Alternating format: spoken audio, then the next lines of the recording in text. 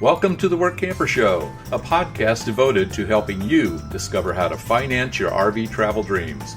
I'm Steve Anderson, the president of Workamper News.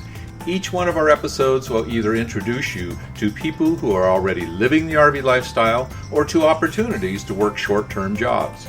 You'll also learn how to hit the road the right way and make the most of every opportunity. Now let's turn over today's show to your host, Greg Gerber. Thanks, Steve. Today I'm going to interview a man who has been full-timing for 3 years and work camping almost the entire time, except when he and his wife take time to enjoy traveling. They enjoy the RV lifestyle so much that they launched a YouTube channel to help people experience the same adventures. Today's episode is sponsored by The Dreamer's Journey, a new online course and community produced by Workamper News. Life is way too short to keep your dreams on hold, so don't be held back by fear because you were designed for more. Get started with the RV lifestyle the right way with this comprehensive guide. For a monthly subscription fee, people can participate in 2 online webinars every week to learn things like what type of RV to buy, goal setting, how to budget for the adventure, developing a positive mindset, where to call home, and how to find a job or start a mobile business. All online events will be recorded for watching anytime. Subscribers can also join an open question and answer session each month. For more information, visit www.rvdreamersjourney.com. Steve Turtle is from York, Pennsylvania. He and his wife live in a 34-foot travel trailer, which is 9 feet longer than the RV they started with. They needed the extra room to accommodate his wife's sewing hobby. Steve Turtle is his stage name, if you will. He took the name Turtle to reflect what it was like to travel around with a house on your back. On one trip, they followed historic Route 66 all the way from Chicago to Santa Monica, California over the course of a month. He described steps he took to truly embrace that adventure and soak up its historical significance. Steve learned about work camping about 20 years ago and had been dreaming of it ever since. Then, in 2017, after a stressful day at work, they decided it was time to actually live that dream. Within 3 months, they moved from a 5-acre farmette into a 25-foot RV and haven't looked back. They've worked jobs as gate guards at an oil field in Texas and held positions at campgrounds. They both really like working for campgrounds because of the ambiance of camping. Steve generally works outdoors, mowing, landscaping, painting, and maintaining the pool. She works inside, taking reservations and checking in campers. This fall, they work for a campground in Pennsylvania's Amish country and plan to spend some time this winter guarding another gate in Texas before heading up to the Pacific Northwest next spring. One of the perks the couple really likes to receive is a VIP pass that gives them free or discounted admissions to dozens of local restaurants and attractions. Not only does it stretch their money, it gives them lots to do when they aren't working. To tell us more about his experiences as an RVer and work camper, please welcome Steve Turtle to the show. Thanks for joining me today, Steve. I really appreciate it. Tell me a little bit about yourself and what you've been doing and how long you've been RVing. Well, I'm Steve Turtle, and I have been full-time RVing for just about 3 years now. My wife and I, we left our sticks and bricks in 2017, and we've been work camping since. What kind of RV do you have? Started off with a 25-foot travel trailer. And we pulled that around for about a year and a half and realized it was a little bit too small, and we upgraded to a 34-foot travel trailer. Okay. Well, that's a big enough to accommodate you folks, or a couple full-time? Yes. My wife sews, and it takes up quite a bit of room to sew, with all her material and sewing machine and things like that. So the 25-footer, we thought we would just get a pop-up and we would put her outside and let her sew. Well, after I went through 2 different pop-ups due to storms and wind and such, we decided, well, that's not working. So we wanted a little bit bigger camper so she could spread out, and me too. Mm-hmm. So it's been working pretty good so far. Where do you call home? We were originally in Pennsylvania, York, Pennsylvania, and my home, where I was born and raised, is Union, South Carolina. But I met her up here, and we've lived there until 2017, and then we took off on the road. Is Pennsylvania still your domicile home, or did you switch that up?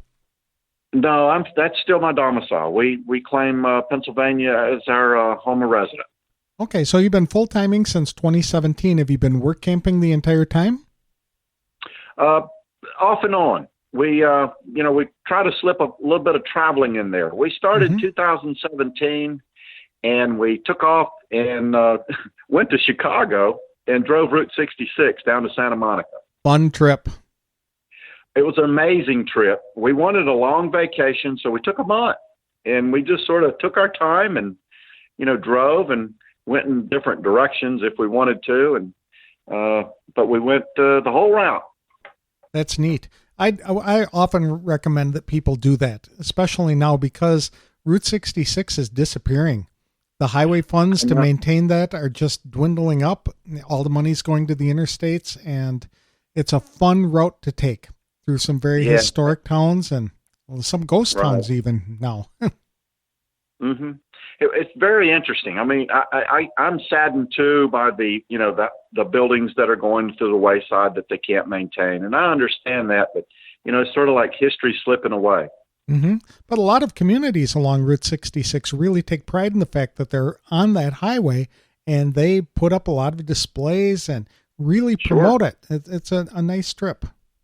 Yes, it's amazing that, people would take their own money and put into it like that just to preserve it. What was your favorite part of that trip or that journey?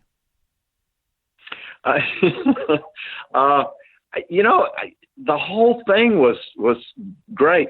We purchased some maps and this guide before we took off, and it took us down the old roads.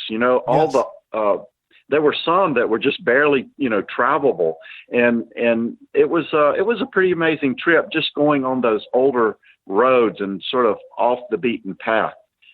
Yeah, I took half of it in 2009 when I moved to Arizona from Wisconsin, and then finished it up a couple of years later. Went from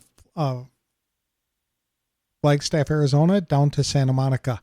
But yeah, that was neat. And we did cross a section of Kansas where the road was actually just 2 strips of concrete, and that was really, really old, but unique. Right. Yeah. Right. What attracted you folks to work camping? It's been many years now, but let's say 20 years ago, I sat down at a campfire with a gentleman that was work camping, and I had no idea what it was even about. And he started telling me all about what he is doing and how he was traveling and the things he had seen. And I sort of fell in love with it. And he explained it to me a little bit. And then for forever, we dreamed of doing it, but we just never felt like it was the right time. And then one day in 2017, my work got really stressful, and my wife realized that, and we sort of felt like the pieces all fell together. And I came home one day and she said, "Well, guess what? We're selling the house." So, the truck was paid off. The camper was paid off. We put the house on the market, and it sold fairly quick. And in 3 short months, we went from owning a 5-acre farmette to our 25-foot camper, and that was it. I mean, we just did it. That's downsizing. Quick. Yeah. What did you folks do in life before you started out as work campers? I was in manufacturing. I was a production supervisor for a plastics company, and had a very good job. And worked for some very good people, but just a small company and a lot of stress, trying to make things work and get things done. And I was ready to do something different. I didn't know if it was going to be work camping, but I I haven't looked back. We've had so much fun and we're still making plans. I mean, we're actually 3 years. We're actually young to work camping. Mm-hmm. My wife, she worked at a municipality for a township. So she was the borough secretary. Okay. That's a busy job. A lot of customer focused experience there. Mm-hmm. Yes. So what have you liked the most about work camping and RVing so far? I think most of everything is just the freedom to move about the country when you want to. Now, obviously, you take a job and you're obligated to work a period of time, and you agree to that, which we're fine with that. And after that, like November, we're free. We have no plans, and we're probably just going to travel. And I love that. Where have you traveled? Well, like I said, we started off, we did Route 66, and this is, before we started work camping, actually, we had already agreed to a position in Riverview RV Park at Lake Ozark, Missouri. But we had a period of time that we knew that we could just sort of travel around. So we ended up in Santa Monica after Route 66. We drove down to Texas. We spent some time down there, and we visited a few friends. And we sort of worked our way back up to Lake Ozark, Missouri. We pulled into the campground, and it was December. And we said, well, can we leave our camper here? And we're going to drive back to Pennsylvania. So we drove back to Pennsylvania, visited family at Christmas, and then drove back to Missouri to start our job. And we spent a season there. And then after that season, we drove back down to Texas, where we gate guarded. We gate guarded in the great state of Louisiana. We've interviewed the folks with Guard One Services in a different podcast. Yeah. Did you enjoy that experience? I love it for what it is. It comes with, its own pros and cons. I think for a short-term job where you can make a lot of money, I think it's really great. That's right. But you're working 24/7, so you're there a lot, and you don't get to leave together. So it has its pros and cons. And how many weeks or months did you work there? We worked 10 weeks. That's a long time. Almost 3 months. Yes, on the same gate. And then we tried very hard to spend all that money. So we we left there. We went to New Orleans, and then we pretty much spent a week at each location, and traveled back up to Pennsylvania. And we came back up here in 2019, did a season, and then this season, we finish up. Okay. So you worked as a gate guard. What other jobs have you had? That gate guarding and campground jobs is the only jobs that we've had. Okay. And we tend to like them. Now I'm ready for a change. I really, really enjoy working at a campground. It's really a great experience. It's like camping, but you're not. But you still get the ambiance of camping. You get the campground fires, the smells, the noises of people playing and running around, having a good time, and we get to meet tons of people. and I love that more than anything, just meeting people and talking to them and finding out where they're from and what they've done and how they've been and, what's their plans for RVing. What are some of the tasks that you've done as a campground work camper? Basically, my wife's inside, so she's doing the reservations, taking phone calls, talking to people, helping them, figure out what their rig size is and how they can fit into a site, stocking the store, doing things like that, pricing items. So she mainly works inside, and then I do the outside duties, which is, for the most part, landscaping, mowing the lawn, weed eating, taking care of the flower gardens and things like that. And then maintenance when it comes up, a little painting here and there, just about anything and everything that, needs to be done to keep the campground going. As work campers, are you responsible for maintaining the pools? Yes, absolutely. We each place that we've worked, we've had a swimming pool, and it depends on the campground as to what level of maintaining you might do, but clean the pool, make sure the chemicals are the correct amount, and open it up, close it in the evening. Do you have to do any housekeeping?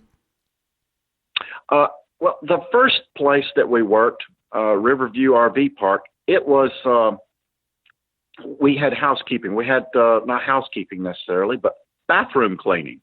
We were responsible for one men's and one women's bathroom, and we cleaned it daily when we were on. Mm-hmm. And then we came here, and they had a cleaning crew that cleaned the bathrooms, but we checked the bathrooms for any problems in supplies. Right. You get some kids getting in there taking all the toilet paper. Oh, my goodness, yes. Especially in COVID, when everybody else was short, they turned to the campgrounds and tapped their supply. Oh, I know it. So where are you folks stationed right now? We are in Ronks, Pennsylvania, just outside of Lancaster, Pennsylvania, in the middle of Amish country, at a campground called Millbridge Village Camp Resort. Okay. And you're serving as like campground hosts and just helping with the duties you described a few seconds ago? Yes, that is exactly what we're doing. It's a very good place to work and a very good job as far as compensations go. Most places, when you're in Amish country, you don't have to travel far to get some really good food. Is that the case there? Actually, yes. And not only that, is this campground so close to Amish families and Amish farms that several of them bring their horse and buggies and drive through the park in the evenings and on the weekends and deliver baked goods and farm fresh vegetables and things like that. They just show up in the park and people sort of huddle around the back and buy things. Oh my! You'll go off your diet with that. Yes, because the baked goods are the best. I mean, whoopie pies and pecan pies and just all of it. That's right. So when your current position ends, what do you plan to do? This year, we again plan to go to Texas and gate guard. Now, we've got a few things that we've got to work through. We're not sure exactly how soon we're going to get down to Texas. Got a couple, doctor's appointments and things like that we got to work through. But our immediate plan is we're going down to Texas. We're going to gate guard a little bit. Then we'll probably travel a little bit. And then hopefully spring next year, we'll go up in the Northwest. Ooh, that's a fun area to visit. Right. Very scenic. Lots to do as well, if you love the outdoors especially. Yes, I've got a big bucket list. Between the two of us, we spent a lot of time south of I-40 and in the Northeast and the Southeast, but very little time in the Northwest. So that's sort of a big bucket list for us. Have you faced any challenges as RVers or work campers? Well, sure. We faced a few. But, like I said, we started off with what we had and, they were paid off. So it was exactly how we wanted to start. And we sort of did exactly what we thought we might do. We realized that 25 foot just wasn't really big enough for us. So we struggled with that for a little while.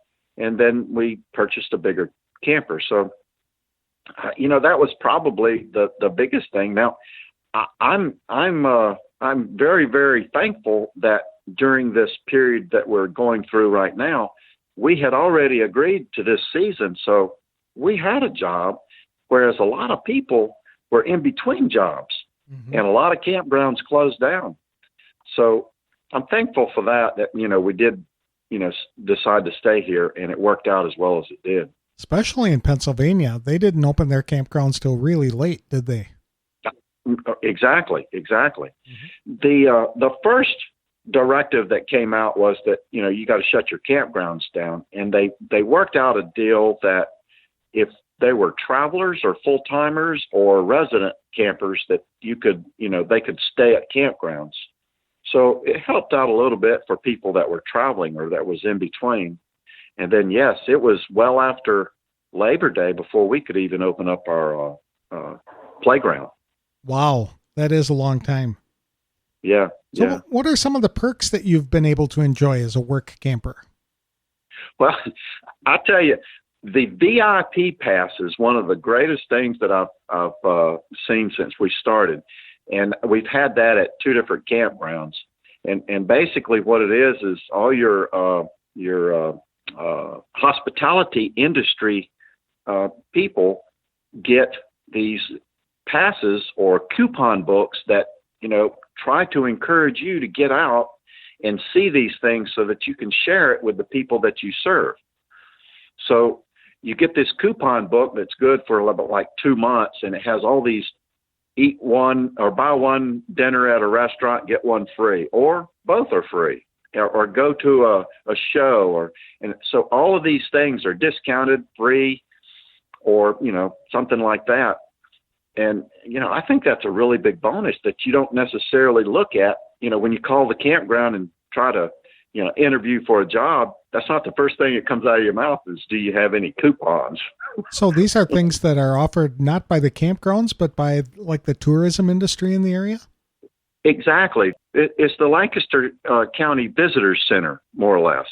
And they're trying to, encourage businesses to, work with the hospitality industry to, get people back to the businesses. It's smart marketing on their part when you think about it. If they can offer you folks a buy one, get one free to go ziplining, and you take them up on that kind of thing. And then you're working in the campground and a family with a bunch of teens shows up, and you can recommend that, hey, go over here and do ziplining. It was a blast. We had a great time. Exactly. That's the, the kind of word of mouth marketing they're looking for. Have you had a paid campsite at every location? Yes. Yeah. Yes. Okay. Yes. Any other cool perks that you've enjoyed at some of the campgrounds? Well, the compensation here, we get 25 hours a week, and all hours are paid. And then our campsite's free. And the owner gives us a bonus at the end of the year for every hour worked, as long as we're good. and that's an incentive for you to maintain and keep your commitment, right? Yes, absolutely. Yeah, it is. And that's it. If you do a good job and you don't cause trouble, then, and you work till you said you're going to work, that's the bonus. That's for the bonus. I understand that you are helping other RVers get into the work camping lifestyle and that you've set up a YouTube channel. Why don't you tell us about that? Sure. The onset of the YouTube channel was from a friend, and we were getting ready to do the Route 66 trip. And a friend of mine, he said, well, are you going to document it? Are you going to make videos and share them? And I go, I don't know. I never really thought about that. Now, I had a cell phone, but I had no idea how to do YouTube or any of that. So I started doing a daily YouTube video for our Route 66 trip, and I put it on YouTube, and it just sort of grew from there. It was fun. I enjoyed it. And, it's like I was learning something every other day. And so I started the YouTube channel about work camping. And I try to focus on the work part, not so much the adventure travel, part of full-time RVing. I've seen a lot of YouTube channels that, talk about travel and the things that you do and where they go, but I didn't see a lot that talked about the job, like pump outs. Right. I've always drained my sewer at the campground, but I didn't know anything about, a pump out, how that worked. So I try to share things like that, just whatever someone might be interested in, whatever I do. Okay. And where can people find this channel?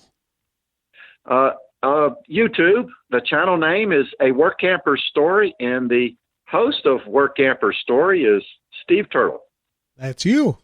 And how'd you come That's up with me. that name? That was an interesting name. Steve is from my brother's name, and turtle comes from carrying our house on our back like a turtle, like our camper. That's appropriate. Yes. Yeah. Are there any places on your bucket list yet besides the Pacific Northwest? Specifically Yellowstone. I've seen a lot of videos there, a lot of information, and I've got a couple friends that are up there working at the IMAX theater at Yellowstone. So probably springtime next year, I'm hoping to get that way. That's a fun place to visit. And the best way to do that is as a work camper, because it is so busy during the summer that if you're just whizzing through there in a week, you're going to miss a bunch.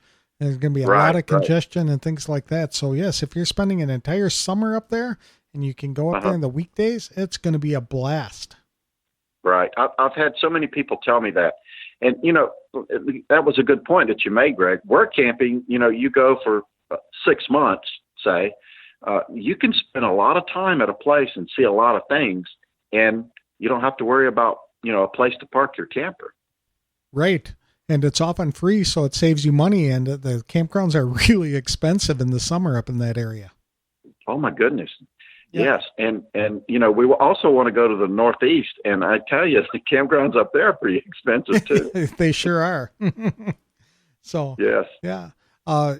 At Yellowstone, it's also neat because if you get to know some of the park rangers, they will often tell you where to go in the park to see sites that most visitors who are just whizzing through never get the opportunity to see. So you really get to know those national parks well when you get to spend a lot of time as a work camper. Yeah, that makes a lot of sense. Yeah. Is there any advice you would give to people who are considering getting into the RV lifestyle or jumping into work camping? Well, I think the most important thing is it has to be a good fit for you. And there's a lot of factors that you have to consider, to start full-time RVing or work camping. And, one of them obviously is medical or health insurance. There's that gap for people that aren't retired if they're planning on doing it before retirement. But then, money, how are you going to finance your trip? Now, some people have pensions, they're drawing Social Security. And some people work camp just to stay busy. And, you can work camp without getting paid, just, work camp for your site.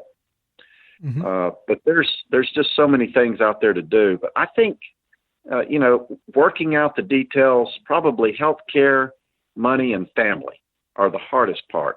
And then maybe right behind that would be getting rid of all your stuff. Right. Downsizing. But, I found when I was full-timing for 3 years, a couple of years ago, when I went through the downsizing process, it was difficult. But when I got rid of all that stuff, it was really liberating. 100%. We talk about not paying property tax all the time. I really love that. Right. Yeah, that's a nice feature as well, right? Yes. Yeah. Yes. I know I was reading a satirical news site today, and there was an article about, it said, wife goes to Target to pick up things for next year's rummage sale. And I thought, if that isn't what life is like in a sticks and bricks compared to an RV, that's really true. Exactly. We had a young lady come to our yard sale when we were downsizing, and she looked at her husband and said, "We need one of these." He said, "Why?" She said, "It's really cheap." Yeah, right. Had nothing to do with need. Yeah. It was cheap. Exactly. You had mentioned healthcare. What'd you guys decide to do? Do you have insurance? Yes, I was in the service for 20 years, and Uncle Sam, gives me a health benefits, and it's been very, very good. And not only that, since I retired out of the military, I draw a small pension. So that's very helpful. it works out really good for us. We're both still a little bit young. I'm coming up on 62, and she's just behind me. Mm-hmm. So we're not retirement age yet. That's why we work camp the way we do.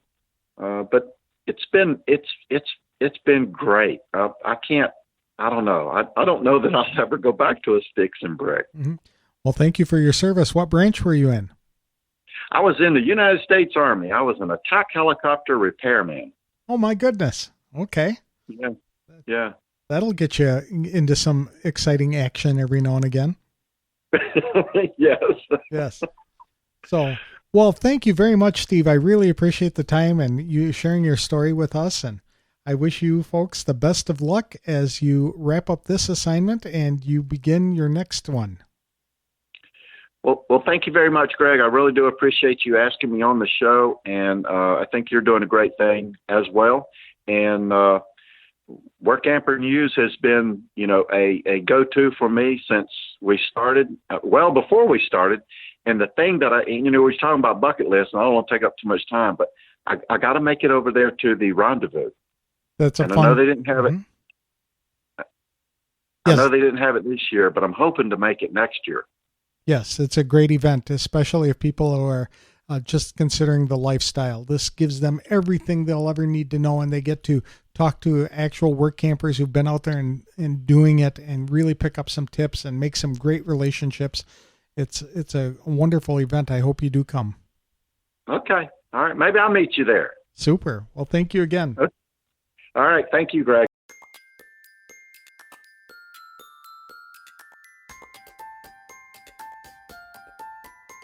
I'd like to thank Steve Turtle for coming on the show to describe some of the highlights of his work camping experiences, as well as some of the challenges he and his wife has faced as our full-time RVers. They've enjoyed their time on the road so much that they started documenting it on YouTube. At first, it was only to create videos for friends and family to follow them on their trip along Route 66. But it grew from there as the couple started sharing tips and tricks with their followers. Steve said he wanted his YouTube channel to be different from others started by RVers that simply focus on places to visit in a particular area. He wanted to help people adapt quickly to the RV lifestyle by showing them how to use their RV. He even shows newbies simple but essential things like the proper way to dump out an RV septic system. They also produce videos about their experiences as work campers to help people better understand what types of jobs are available. They describe things people can do to enhance the RV and work camping lifestyle. They even talk about ways to reduce expenses to keep people on the road and still enjoy the experience. Steve describes products that can make RVing more fun, but also offers tips to land a great job. People can find more than 225 videos at their channel called A Work Camper's Story at youtube.com. Workamper News is another great resource for information, tips, and tricks about the RV lifestyle and ways to succeed as a work camper. With the work camping community growing quickly and steadily, Workamper News is evolving to meet the needs of new travelers ready to hit the road as well as seasoned RV veterans looking to expand their adventures with jobs along the way. Whether you're a retiree who loves volunteering in campgrounds across the country, an RVer looking for income on the road, a young adult looking for a seasonal gig, or just about anything in between, Workamper News is here to help you. The company offers free RV job listings, Workamper resume tools, employer reviews, education and resources, information and inspiration you need to succeed in a life on the road. For more information, visit www.workamper.com. This episode is sponsored by the National RV Training Academy in Athens, Texas. The Academy's one-week live training or home study course will teach you everything you need to know to fix about 80% of the problems people experience with their RVs. You can also sign up for additional training to become an RV inspector, campground technician, or to provide mobile RV service. For more information, visit www.nrvta.com. That's all we have for today's show. Next week, I'll be talking to a couple who operates a business from their RV, providing services to other professionals, whether it's accounting or working as a virtual assistant. It's work they can do anywhere, and they'll tell you how they got started. You can listen to that interview next time on The Work Camper Show. Thanks for listening.